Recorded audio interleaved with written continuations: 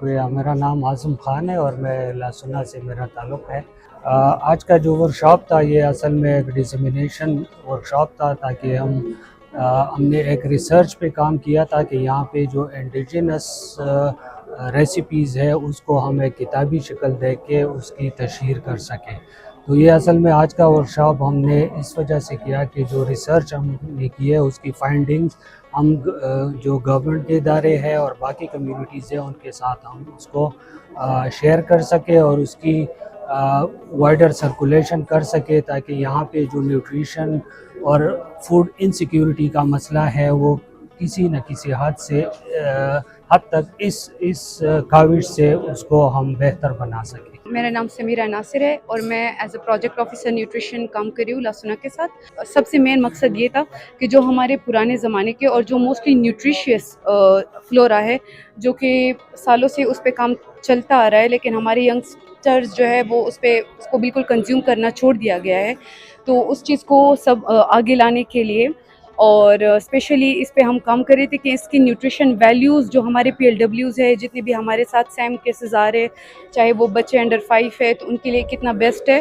اور آج کا ورکشاپ ہم نے پلان کیا, ہمارا بہت اچھا خاصا ریسیپی بک آیا جس میں ساتھ ساتھ میں ہمارے نیوٹریشن ویلیو جس میں ہمارے ساتھ ڈفرینٹ پارٹنرز نے کام کیا جیسے کہ PCSIR نے, سوات یونیورسٹی والوں نے اور لاسنا نے. یہ مل کر یہ بہت اچھا پروجیکٹ کو سر انجام دیا اینڈ آئی ہوپ کہ اس میں آگے ہم اور بھی کام کریں. میں ڈاکٹر روشن, director agriculture research institute Mingora Swat آپ سے مخاطب ہوں.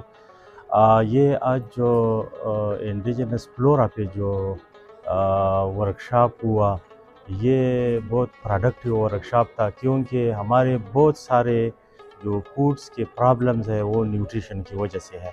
تو اگر یہ ایزیلی لوگ جو ہے وہ اپروچ کر سکتے ہیں کہ اس انڈیجنس جو فلورا ہے ہماری اور اس کی ہیلتھ بینیفٹس بھی ہے اور اس طرح نیوٹریشنل بینیفٹس بھی ہے, تو اگر ہم اپنی فوڈس پروگرام میں یہ شامل کریں تو یہ فرم ہمارے سوسائٹی کے لیے بہت اچھا ہوگا.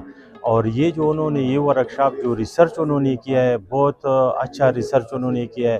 لاسنا آرگنائزیشن اور اس طرح جو بھی اسٹیک ہولڈر اس میں تھے, سوات یونیورسٹی اور اس طرح PCSIR لیبس, انہوں نے بہت اچھا کام کیا ہے.